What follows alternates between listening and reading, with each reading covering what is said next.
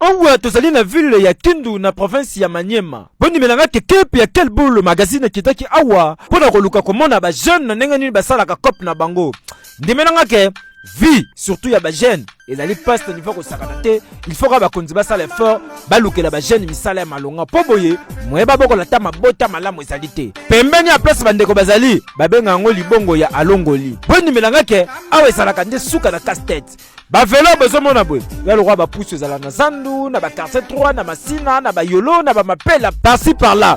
Donc mutunyo sazo kitana koline awa ba pousse ba tunyo sazo ya muso mona pousse pa kasongo muso mona pousse pa Jonathan na pousse pa luvuezo papa yaka mama yaka bakangi yango kitoko don ndenge zomona bo okoza atana 100 koli ba okanga kitoko lokwa bomoni ndeko bodo zo kanga pena ta yemo ka zo poser yango bien zu koli mususu tia zo mi bala tia kanyo pena singa kitoko ka silisi yewana moto na kisela nyoso o ezake pona koluka moi quelque chose libota bana balia po soki basali boete foi yango na bandeko balobi baza na posa ya soutien popoye moye baboko la bana bien izala raté tala musala bandeko ba osala na pasi mawe courage na ondeko nzamba kopambola ndenge omoni la police na kati ya babwatu bazonana na fleuve Congo toza bongo na ville ya Kindu na province ya Maniema précisément na commune ya Alunguli esika général Elvis Palanga na bapolisier na ye batie maboko na groupe ya ben civique oyo moni makanisi na bango ezalaki bongo ya kodestabiliser ba-institution awa na province ya Maniema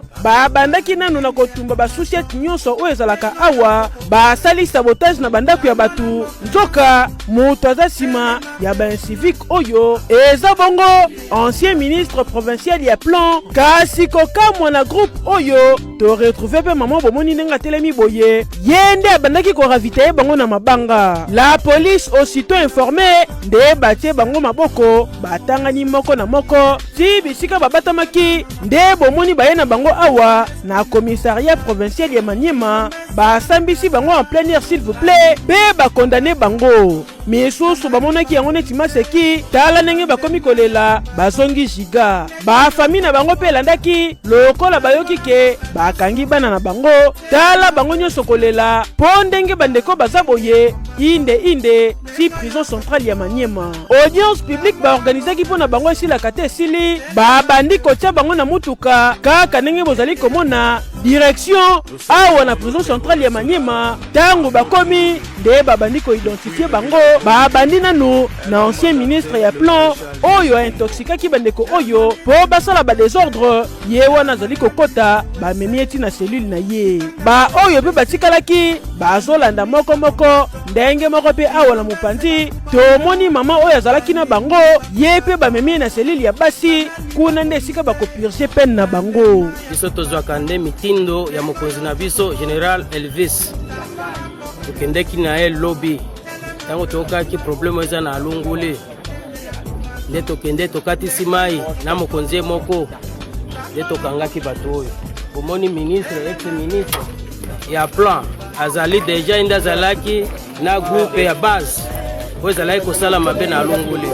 En tout cas, population nyonso ya Kindu na Maniema balobi merci na général Elvis Palanga po depuis azwi commence kotoyo kimi ekoti neti likambo mosusu kasi bandeko ndenge bakangami boye ti bamemami na prison baservir d'exemple na bato nyonso ya mabe batomboki oyo bazoluka kozangisa kimia na République démocratique du Congo mobimba boye nde ezalaka eke.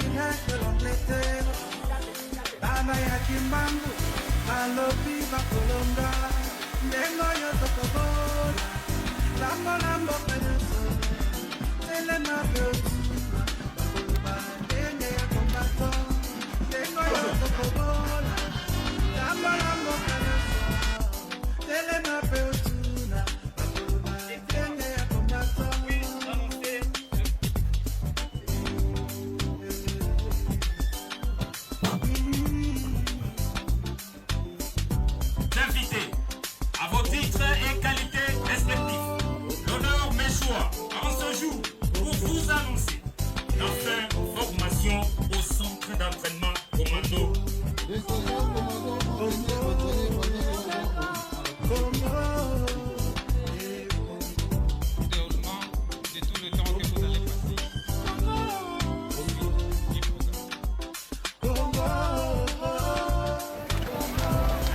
officiers et recrues, notre devise.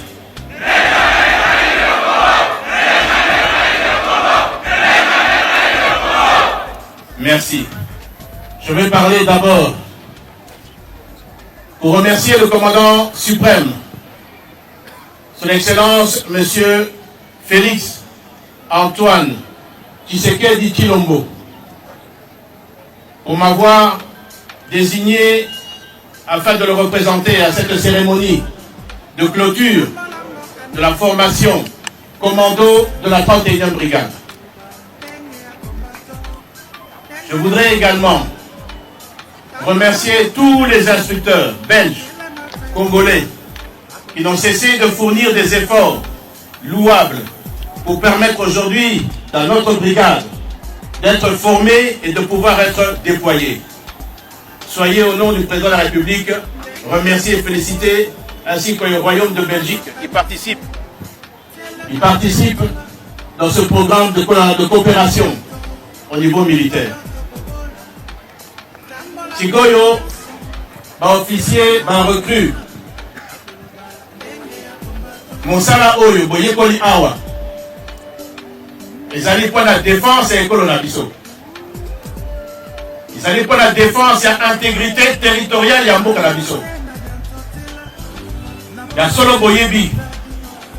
Que Mboka ils allaient na Pokoso. Et les mis à côté de Biso Lisusu. Na niveau ya Nord Kivu. Et Sengeli. Et Sika Bozali. Après formation à Bino. Beaucoup ça l'a déployé. Déployer pour la défense, il y a territoire d'Abisso. Il y a intégrité territoire d'Abisso. Moussa Oyebo Kamatango avec beaucoup de sérieux, beaucoup d'abnégation. Les alités que Bokei Liseki. Donc, pour la défense de l'école d'Abisso. Pour battre la bande de l'Abisso, batata la maman d'Abisso. Au Bazali comme on a passé. Le corps à Munguna à côté de Bisso. To boy ba trahison. To sengeli loyauté na mboka. Loyauté na constitution. Loyauté na commandant suprême na mboka na biso. Président de la République. Na ngina féliciter bino. Denge bokomi na niveau oyo. Formation ezalaki makasi. Mais ezali po na bolamu na bino po bolamu na armée na biso. Na souhaiter bino bonne continuation na kati na armée na biso. Mokonzi na mboka ayoka ke 31e brigade ezosala mosala moko ya makasi na esika bakotinda bino. Polani ngai botika malamu nzambe abatela bino. Depuis le village Bombili, le commandant le maréchal Neng Congo. Quelle ambiance de la fin formation. Cette date est inoubliable du 22 avril. Le chef a tout maîtrisé, tout est technique, et il le maîtrise. Dernier homme, quelle démonstration! Quelle démonstration! Applaudissez!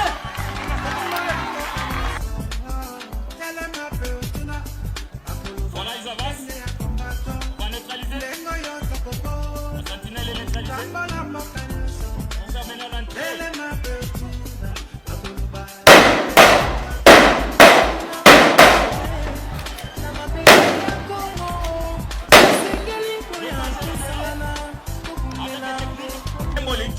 À la deuxième rangée.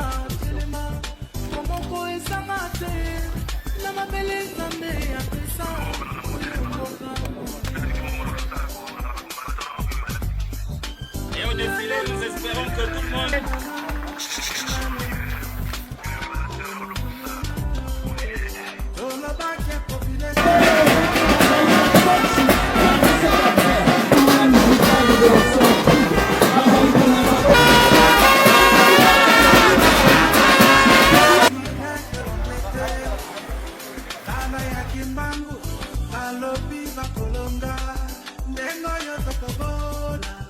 Lambo, Lambo,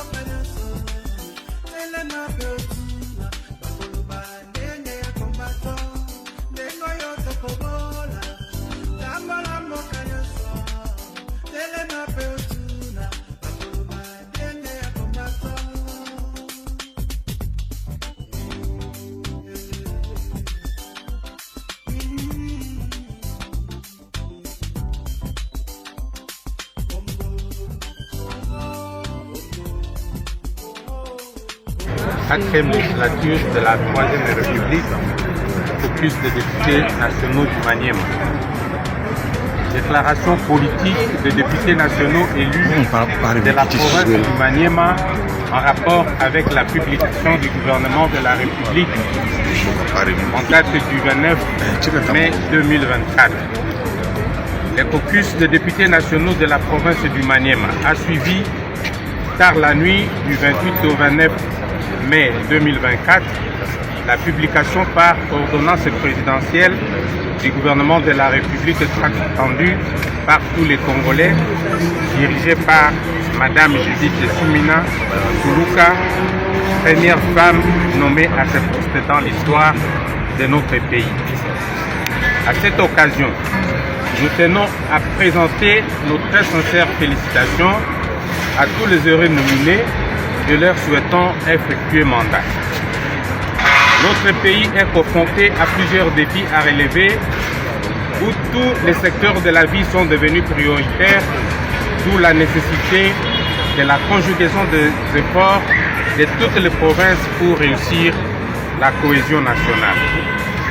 Toutefois, les députés nationaux du Maniema sont surpris de voir qu'aucune fille ni aucun fils du Maniema n'a eu la chance d'être nominé parmi les 54 membres du gouvernement de la République, alors que la constitution de notre pays, dans son article 90 alinéa 3, stipule que la composition du gouvernement doit tenir compte de la représentativité nationale. La province du Maniema n'est donc pas représentée ni au bureau de l'Assemblée nationale, ni au gouvernement de la République, ce qui inquiète toute la population du Maniema que nous représentons. C'est ainsi que les élus de la province du Maniema se remettent à la sagesse du garant de la bonne marche des institutions de la République.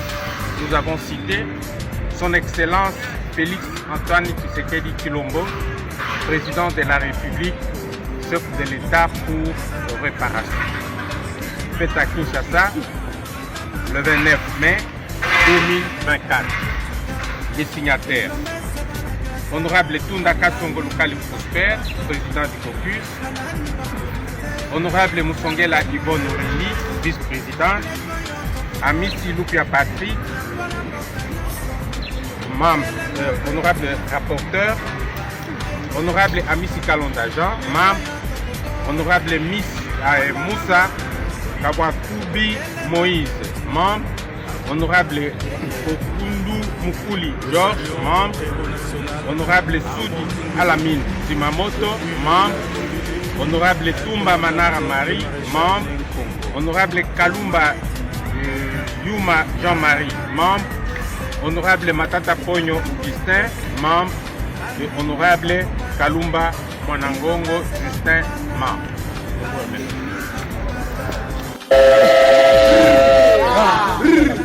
Qu'est-ce que c'est? Qu'est-ce que c'est?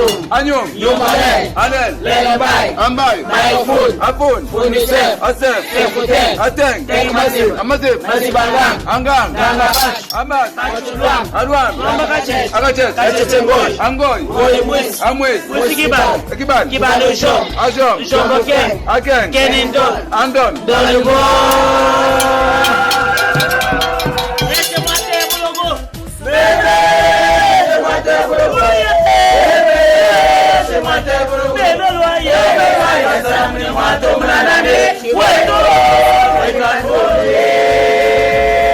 Laissez-moi